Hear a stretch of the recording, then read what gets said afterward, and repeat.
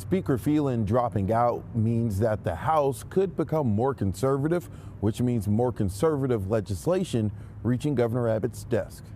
On the eve of Texas House Republicans voting to nominate a candidate for Speaker, current Speaker Dade Phelan withdrew his name from the race. The most expensive Texas House race in history was all for naught because he'll just be another rank and file Texas House member as opposed to the Speaker for a third term. Phelan survived a bruising campaign for re-election. He became a political target of Attorney General Ken Paxton after a failed attempt to remove him from office through impeachment. Phelan was also criticized by Lieutenant Governor Dan Patrick for blocking what he called conservative legislation. We spoke to Rice University political scientist Mark Jones about the shakeup. Like his predecessors, Dennis Bonnen and especially Joe Strauss, he served as a brake on more conservative legislation coming out of the Texas Senate. So for the most conservative Texas Republicans, he was seen as being insufficiently conservative. In a statement, Phelan said, "Though the battle for my speakership is over, the war for integrity of this chamber wages on,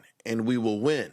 Mansfield Republican David Cook is seen as the frontrunner for Saturday's nomination vote. Nearly 50 of the 88 House Republicans publicly back him.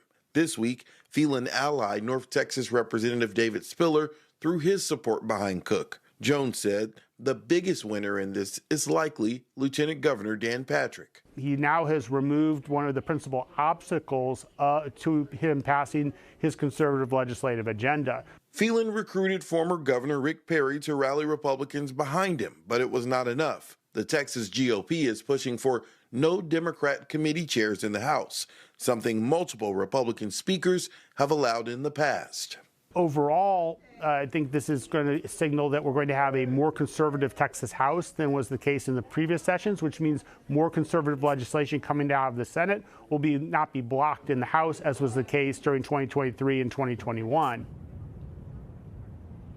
So Cook, who is from Tarrant County, appears to have a lot of Republican support, but we'll see when Republicans behind closed doors go on the record to try to pick a nominee. Now, some Republicans in North Texas are telling me that a nominee likely will not be met. Some of those are also people who were formerly supporting Dade Phelan. So we'll have to wait and see what happens tomorrow, and then the actual real speaker's race vote will be in January.